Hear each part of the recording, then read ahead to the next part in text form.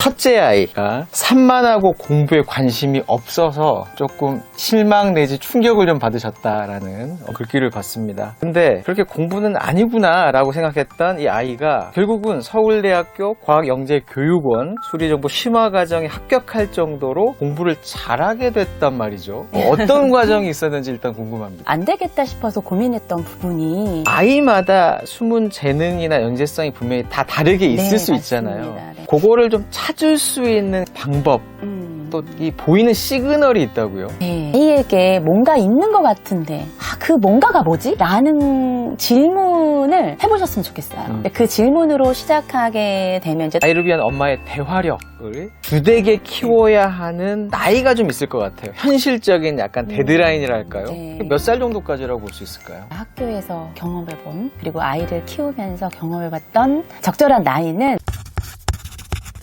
안녕하세요. 교집합 스튜디오 권태형입니다. 오늘은 20여 년 차 교사시자 사남매 어머니이신 엄마의 대화력의 저자이신 허승희 선생님을 모셨습니다. 안녕하세요. 네, 안녕하세요. 네, 인사 말씀 간단히 부탁드립니다. 엄마의 대화력 저자 허승희입니다. 반갑습니다. 제가 이제 이 책을 읽으면서 궁금하게 들었던 생각이 하나 있는데 20여 년 차 선생님으로서 수천 명 이상의 학생들을 직접 가르쳐 오셨고 우수한 아이들도 되게 많이 보셨잖아요. 학생들 중에서. 근데 우리 선생님의 첫째 아이가 산만하고 공부에 관심이 없어서 조금 실망 내지 충격을 좀 받으셨다라는 그런 글귀를 봤습니다. 근데 그렇게 공부는 아니구나 라고 생각했던 이 아이가 결국은 서울대학교 과학영재교육원 수리정보 심화과정에 합격할 정도로 공부를 잘하게 됐단 말이죠. 어떤 과정이 있었는지 일단 궁금합니다. 어머님들도 공감하시겠지만 첫째에 대한 기대라든지 또 잘 키워보고 싶은 욕구가 있어요. 그런데 아이가 학령기 접어들어서 산만하고 활동적이라고 긍정적으로 생각하고 싶지만 자리에 앉아서 진득하게 학교 공부를 이어나가지는 않더라고요. 그래서 정말 고민이 많았고요. 안 되겠다 싶어서 고민했던 부분이 이 아이의 고유의 기질을 고쳐야 되겠다는 생각을 버렸어요. 일단 안 고쳐지니까요. 네. 그래서 먼저 제가 했던 것은 아주 주의 깊은 관찰과 아이에 대한 탐구였어요. 제가 아이에 대한 기록을 굉장히 많이 했거든요. 이 아이는 왜 그럴까? 어떻게 하면 아이가 공부에 재밌게 참여할 수 있을까라는 생각을 했던 끝에 제가 생각했던 건 이 아이 같은 경우는 강점이 있거든요. 예를 들어 저희 아이 같은 경우에는 뭔가를 뚝딱뚝딱 만들어내거나 또 음악을 좋아해요. 아주 조금은 잘하기도 하고요. 그리고 친구들하고 재밌게 지내는 것을 좋아하죠. 일명 놀기를 좋아합니다. 그러면 다중지능 이론으로 접근을 하면 앞에서 말한 뚝딱뚝딱 만들기 좋아하는 건 논리, 수학 지능이고요. 또 공간지능, 그리고 음악지능, 그리고 인간 친화지능이에요. 그래서 그 강점을 키워줘야 되겠다 생각을 했습니다. 그런데 기질이 발목을 잡는 거예요. 강점이 있으면 되겠다 싶었는데 이 기질이 꾸준하게 뭔가를 하는 게 아니라 이 활동했다가 조금 실증나면 다른 데로 관심을 돌리고 이걸 어떻게 해야 될까 고민하던 차에 제가 생각한 것은 제안과 선택의 대화였습니다. 보통 이 기질의 아이들의 부모님들이 많이 하는 말들이 있어요. 지금 뭐해? 빨리 안 해? 그리고 언제까지 그러고 있을 거야? 내지는 엄마가 얼마나 더 얘기해야 알아듣겠니? 라는 말을 많이 하세요. 저도 마찬가지였고요. 그런데 그 말이 아니라 제안과 선택이라는 것은 지금 알림장 확인해보자. 뭐뭐 해보자죠. 그리고 지금 독서록과 수학 수행평가가 앞두고 있는데 그 둘 중에 무엇을 먼저 해야 할까? 무엇을 하면 좋을까? 이런 제안과 선택의 질문과 대화를 해주는 거죠. 아이는 어쨌든 대답을 해야 해요. 그러니까 회피하거나 그런 게 아니라 그거에 대한 대답을 하고 또 대화가 이어지면서 아주 조금씩 짧게 나누어서 학습을 시켜왔습니다. 사실 이게 반복되는 과정이에요. 이 과정을 반복하다 보니까 결국은 이 아이도 조금씩 변화가 되어요. 그걸 포기하지 말고 저도 아이와 소통을 했고요. 그 결과로 교육지원청의 영재교육원과 서울대 과학영재교육원에 합격을 해서 그 과정을 잘 수료했습니다. 그래서 제가 생각하기엔 아이들이 가지고 있는 기질이나 성향을 바꾸려고 하기보다는 그 기질이 가진 장점, 그리고 강점 지능이 있어요. 그래서 그것을 잘 살펴보시고 키워보시라고 말씀을 드리고 싶습니다. 부모는 아이를 변화시키기 위해서 무조건 밀어붙이는 게 아니라 아이와 함께 성장하면서 파트너라는 생각을 했으면 좋겠어요. 그런 마음으로 해야지 엄마가 어떤 것을 시킨다, 명령한다 이렇게 하면 관계부터 깨지거든요. 그럼 첫째 아이가 공부는 좀 아닌가라고 했다가 공부에 좀 재능이 있어 보이네라고 할 그 시기가 몇 학년 때쯤이었나요? 중학교 2학년 때부터였어요. 중학교 2학년 때요? 네, 늦었죠. 첫째 때 시행착오가 참 많았어요. 그럴 네. 수밖에 없죠. 그쵸. 그래서 제가 사남매이고 첫째를 키우면서 겪었던 시행착오를 이건 아이가 고칠 수가 없다.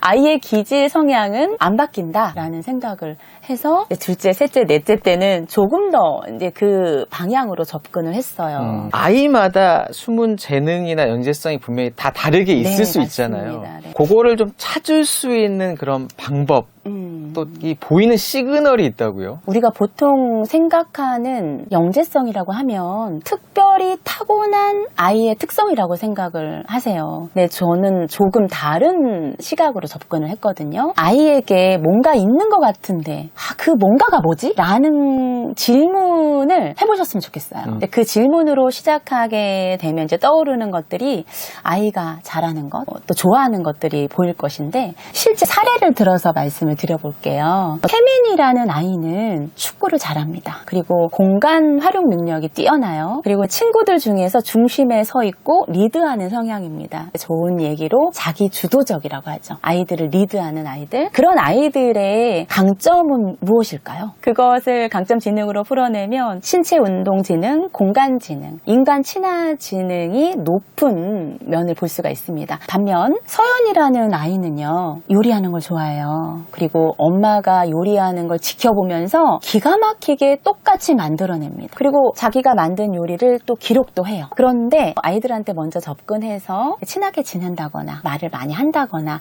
이런 데는 좀 소극적이죠. 이런 아이의 강점 지능은 소근이 지능과 또 언어로 적는 언어 지능 이런 부분들이 있어요. 그래서 이런 아이들 같은 경우에는 정말 이 지능을 키워내기 위해서 부모의 역할이 중요한데 환경과 기회를 자주 마련해 주는 것입니다. 아까 태민이 같은 경우는요. 축구 클럽이라든지 체험학습 같은 것들 통해서 에너지를 풀어주고 또 그것과 연계한 공부를 시켜주는 게 굉장히 중요하고요. 또 서연이 같은 경우에는 요리 체험이라든지 또 손으로 뭔가 조작하는 그런 부분들을 하면서 수학과도 연관시킬 수가 있어요. 그래서 그렇게 강점 지능을 중심으로 아이들의 영재성을 키워주는 것이 굉장히 중요하다고 생각합니다.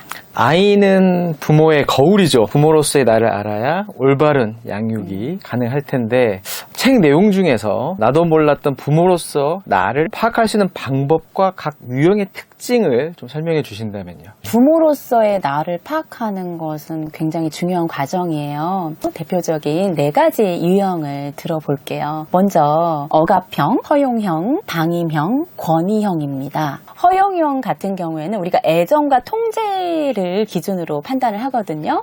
허용형은 애정은 높은데 통제는 너무 낮은 거죠. 그러니까 아이들에게 허용의 기회를 굉장히 많이 줘요. 이것도 괜찮아, 저것도 괜찮아. 그러다 보니까 어떤 규칙이나 약속의 기준이 없어요. 그래서 어떻게 보면 아이들한테 굉장히 잘해주는 것 같고 사랑을 듬뿍 주는 것 같지만 아이들의 사회적 경험이 부족한 경우가 많습니다. 겪어보질 않았죠.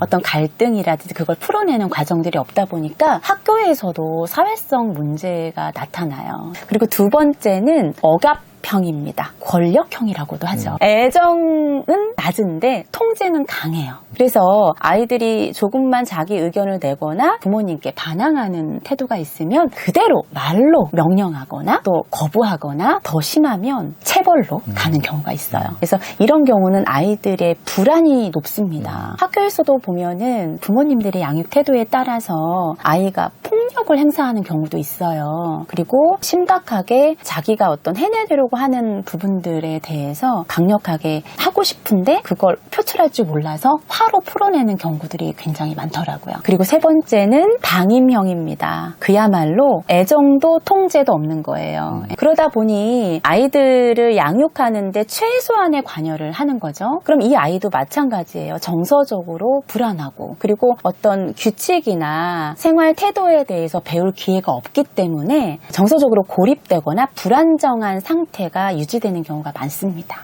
마지막으로 권위형이죠. 제가 마지막으로 말씀드리는 이유가 있겠죠. 이 권위형은 애정과 통제를 균형 있게 조절하는 부모 유형이에요. 적절하게 아이한테 사랑도 표현하고 또 의견을 나누면서 소통하는 과정들이 굉장히 많죠. 근데 중요한 건 애정만 주는 것이 중요한 게 아니라 아이들이 가정 내에서 또 학교에서 사회에서도 규칙이나 약속이 있거든요. 그런 부분들을 엄격하게 권위를 가지고 아이들한테 이야기하고 제안해주는 그런 부모의 유형을 권위형이라고 합니다. 이런 부모의 자녀들은요, 자율성과 어떤 독립심이 강해요. 그러면서 아이들과의 관계를 잘 유지하기 때문에 친구 관계도 좋을 수 있겠죠. 아마 궁금하실 텐데 네. 체크리스트를 한번 띄워드릴 테니까 한번 잠깐 멈춤을 하시고 한번 보시고 다시 이 이야기를 생각을 해보시면 좀 도움이 되실 것 같습니다. 네. 체크리스트 보고 오셨죠? 예를 들어 아이가 방을 안 치워요. 그러면 세 가지 반응이 있거든요. 체크리스트에도 물론 있습니다. 첫 번째, 아이한테 아무 얘기 없이 본인이 다 치워준다. 무슨 형일까요? 허용형입니다. 그렇죠. 네. 두 번째는요, 너 이거 안 치우고 뭐 했어? 이렇게 소리를 지르러요. 무슨 형이죠? 억압형입니다. 세 번째는 이런 예죠. 이거 꼭 네가 치워야 해. 그리고 그걸 할 때까지 다른 일은 못하게 합니다. 권위형입니다. 네. 적절하게 자기 책임을 지도록 해주는 그런 형태죠. 셀프 체크리스트 해보셨을 텐데 어떤 유형으로 나오셨을지 한번 보시고, 완벽한 부모가 되려고 하기보다는 이런 아이와의 소통이나 나를 파악하는 과정을 통해서 차근차근 또 자신감 있게 부모로서의 양육 생활을 해나갔으면 좋겠습니다. 네. 아이의 기질에 따라서 대화하는 방법 그리고 엄마의 역할이 조금씩 이제 달라져야 될 텐데요. 네네. 우선 아이의 기질을 파악할 수 있는 방법 그리고 각 유형의 특징에 대해서 좀 설명을 해주신다면요. 아이의 기질은 마치 집을 짓는 재료와 같아요. 집 재료에 따라서 벽돌이 더 많이 들어갈 수도 있고 나무가 더 많이 들어갈 수도 있잖아요. 그래서 그 기질 요소에 따라서 기질 유형이 바뀝니다. 그런데 사실 이 기질은요, 세계의 모든 아이들 숫자만큼 있어요. 그런데 제가 학교에 있어 보니까, 그리고 제가 사남매를 키워보다 보니까 대표적으로 학부모들도 어려워하는 아이들이 있어요. 내 자식인데 또 너무 다루기 힘들고 그런 유형들이 있었고, 저도 그랬는데 정말 공교롭게도 저희 집에 그 네 가지 유형이 다 있어요.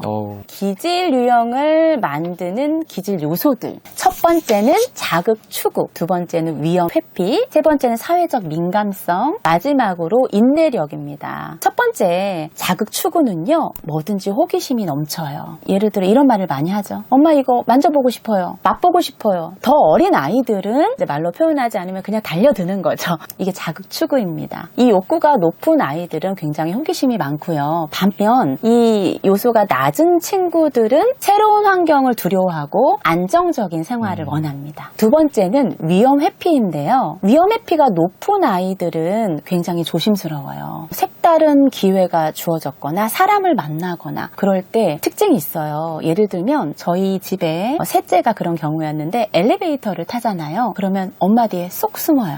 이제 사람들한테 인사하기도 어려워하고 새로운 환경에서 회피하는 거죠. 그런 것들이 높은 아이들은 좀 불안 증세가 있을 수 있어요. 그러니까 계속 만나는 친구들을 만나야 한다거나 그런 아이들. 그런데 반대로 위험 회피가 낮은 아이들은 뭔가 다이나믹하겠죠. 뭔가 탐색을 많이 하고 근데 여기저기 많이 돌아다니면서 호기심을 나타내는 경우들이 굉장히 많습니다.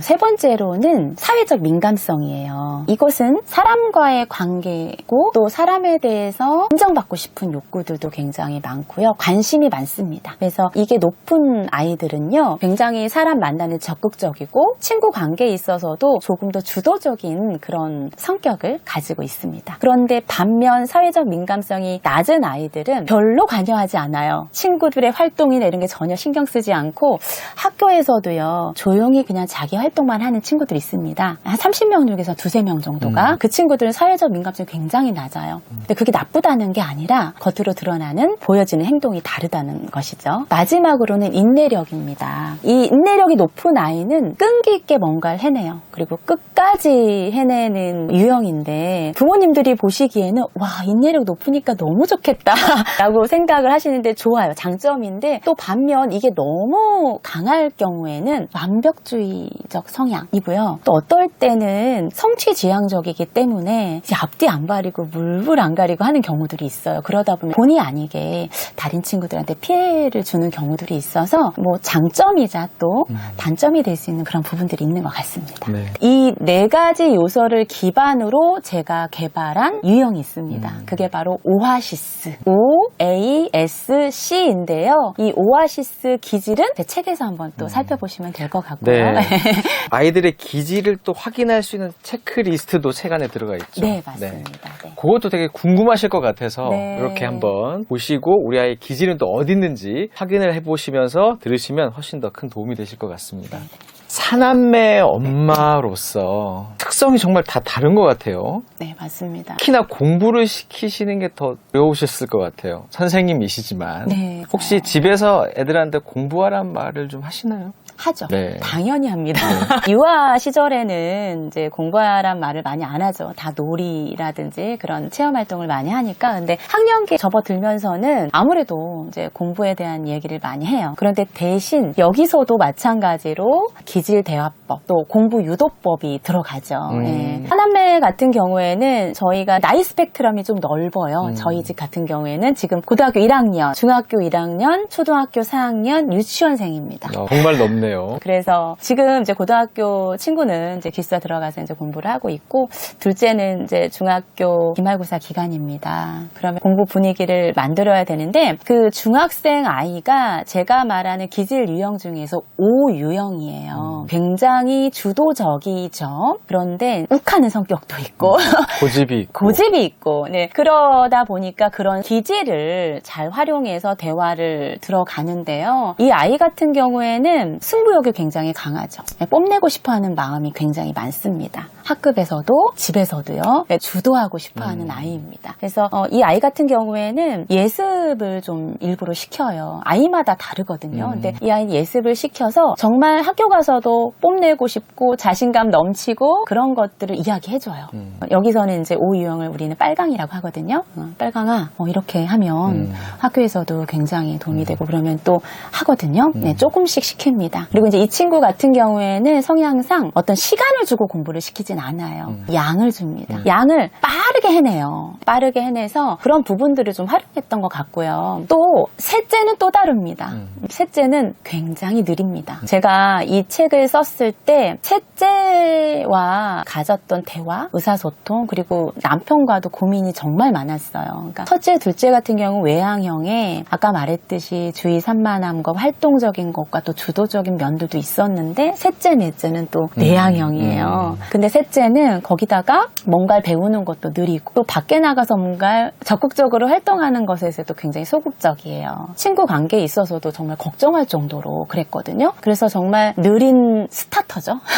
느리게 스타트했는데 그 아이의 기질을 살린 대화는 이런 거였어요. 이제 아이가 느리긴 하지만 암기력은 조금 있어서 조금씩 양을 배분해주고, 그러니까 수학이나 영어 단어 같은 경우들도 요것만 하자 해서 그거만큼은 옆에서 처음엔 도와줬어요. 그러지 않으면 힘들어하는 아이거든요. 그래서 그 짧게 하는데 지금은 4학년인데요. 1시간 이상 진득하게 앉아서 하는 특징은 있습니다. 그 기질이 있기 때문에. 그래서 조금씩 양을 스텝 바이 스텝으로 늘려주면서 그렇게 도움을 줬던 것 같아요. 이제 중학생만 되어도 엄마 아빠와는 이제 말이 안 통한다. 그래서 네네. 부모와 대화를 단절하는 아이들이 정말 많은데요. 아이를 위한 엄마의 대화력, 대화력을 주되게 키워야 하는 나이가 좀 있을 것 같아요. 현실적인 약간 데드라인이랄까요? 네. 몇 살 정도까지라고 볼 수 있을까요? 제가 학교에서 경험해본 그리고 아이를 키우면서 경험해봤던 적절한 나이는 4학년까지라고 4학년이면 생각이 들어요. 11살. 11살. 물론 5학년, 6학년 가서도 그렇고 중학교 가서도 대화는 중요하고요. 또 잘 이어가는 친구들도 있습니다. 그런 가정도 있고요. 그런데 4학년이 어떤 정서적으로 언어적으로 급격하게 발달하는 시기예요. 이 시기에 부모와의 교감, 또 부모와의 공부 대화, 그리고 기질별 대화법도 굉장히 잘 통하거든요. 그런데 이 4학년이 또 중요하다는 것은 무엇이냐면 4학년부터는 아이의 자아가 점점 강해집니다.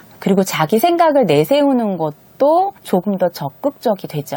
그래서 부모가 어떤 말을 하려다가도 끊어버리는 경우도 굉장히 많아요. 그런데 사춘기에 접어드는 5학년, 6학년, 이제 중학교 가면은 그게 더 강해지고요. 그러니까 신체적인 것도 그렇지만 심리적인 부분들이 급격하게 변화를 하기 때문에 부모와의 대화가 통하기가 쉽지가 않아요. 그런데 그 기반을 유치원부터 초등학교 저학년, 초등학교 4학년까지 탄탄하게 마련해 놓으면 사실 중학교, 고등학교 시기에 아이들과의 대화는 원활하게 갈 수 있다고 저는 믿고 있어요. 네네. 왜냐하면 아까 말씀드렸듯이 제가 스펙트럼이 굉장히 넓잖아요. 제가 블로그를 해요. 이제 아이들과의 대화, 특히나 남자아이들과의 지내는 모습이나 대화도 한 번씩 글로 씁니다. 그러면 진짜 그렇다고?